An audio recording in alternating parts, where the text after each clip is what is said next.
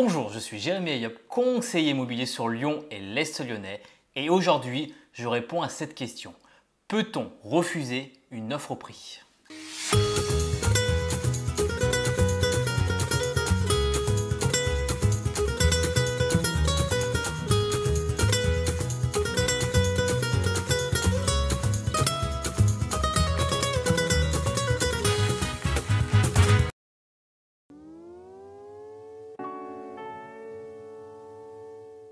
L'offre d'achat est un acte juridique défini dans les articles 1113 et 1122 du Code civil qui précède la signature du compromis ou de la promesse de vente. Selon la loi, l'offre d'achat immobilier engage un acheteur à acquérir un bien selon un prix et des conditions données et à un vendeur de vendre son bien. Pour qu'elle soit officielle, elle doit constituer un document écrit qui implique de respecter certaines règles. L'offre d'achat immobilier doit comporter la désignation précise du bien, la date de l'offre, le prix proposé par l'acquéreur, la durée de validité de l'offre, en général d'1 ou 2 semaines, les modalités de réponse pour le vendeur et enfin les conditions de financement prêt bancaire ou apport personnel. Le contrat est formé par la rencontre d'une offre et d'une acceptation. Les parties manifestent ainsi leur volonté de s'engager.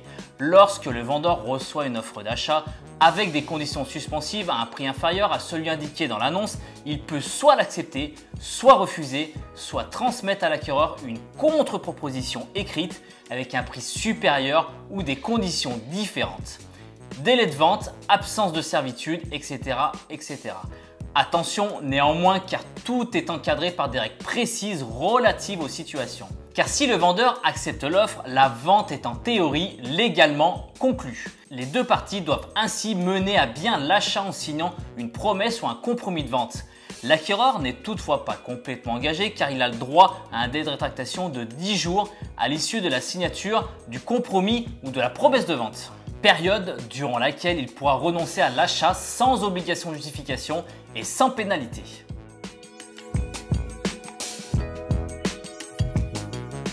Si vous vendez votre bien de particulier à particulier, vous êtes dans l'obligation d'accepter une offre d'achat au prix de vente. Que ce soit par le biais de sites tels que le Bon Coin ou lors d'une vente à une connaissance, l'offre d'achat au prix ne peut légalement pas être refusée. Par ailleurs, à partir du moment où l'offre au prix est réalisée, elle ne peut plus faire l'objet d'aucune modification. Si le vendeur reçoit une offre à un prix plus élevé juste après, il doit accepter la première offre. Légalement, le vendeur est dans l'obligation de vendre dans cette configuration, mais dans les faits, on constate qu'il se réserve le droit de choisir son acquéreur. En effet, il peut refuser s'il estime que les capacités de financement ne sont pas suffisantes. Si cette hypothèse n'est pas légitime, le potentiel acquéreur peut saisir la justice pour obliger le vendeur à vendre ou bien il peut demander le paiement de dommages et intérêts. Également, si le vendeur refuse l'offre au prix tout en acceptant dans la foulée une offre à un prix supérieur.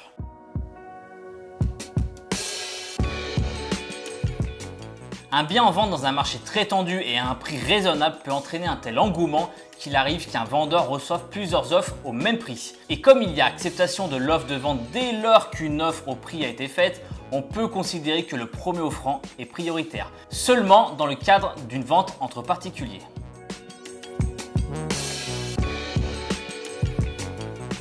Passer par un conseiller immobilier, voire un notaire, peut vous permettre d'être plus libre, contrairement à ce que l'on pourrait croire.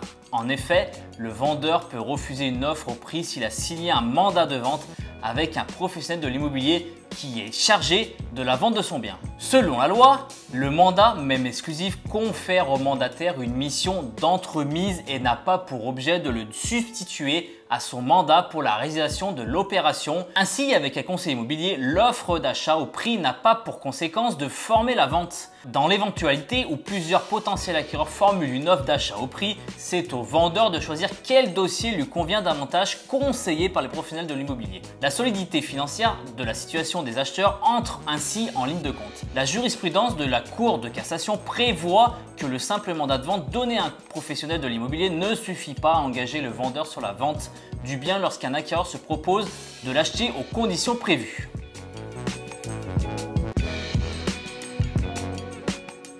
Un simple mandat de vente est un mandat d'entremise. Le rôle de l'intermédiaire sera limité à la recherche d'un acquéreur et laissera donc le vendeur libre de choisir s'il souhaite conclure une vente avec l'un des candidats acquéreurs qui lui seront présentés et avec qui il le souhaite conclure la vente. Ainsi, un conseiller immobilier mandaté, en l'absence de clause express stipulée dans le mandat, ne peut signer une promesse de vente au nom et pour le compte de son mandant. Donc, si le conseiller immobilier signe tout document contractuel au prix et conditions fixées par le mandant, ce document sera déclaré nul et le conseiller ne pourra obtenir aucune rémunération.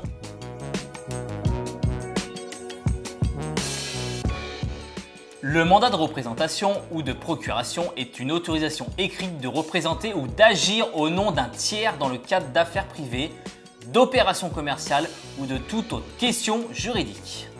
En immobilier, cela peut arriver, mais ce n'est pas très courant. Cela confère au mandataire le droit de signer au nom de son mandant. Le mandataire judiciaire peut détenir un tel mandat dans le cadre d'une saisie immobilière, par exemple. Maintenant, vous savez dans quel cas vous pouvez refuser une offre au prix. N'oubliez pas de vous abonner, de liker cette vidéo et merci d'être tous les jours plus nombreux à me rejoindre sur mes réseaux. Et n'oubliez pas, j'accompagne toute personne dans leur projet sur Lyon ou l'Est lyonnais. Contactez-moi pour que l'on puisse discuter ensemble de votre projet. Si par contre vous souhaitez aller plus loin, je vous offre un guide réservé à tous les vendeurs qui souhaitent se former. Le lien se trouve dans la description.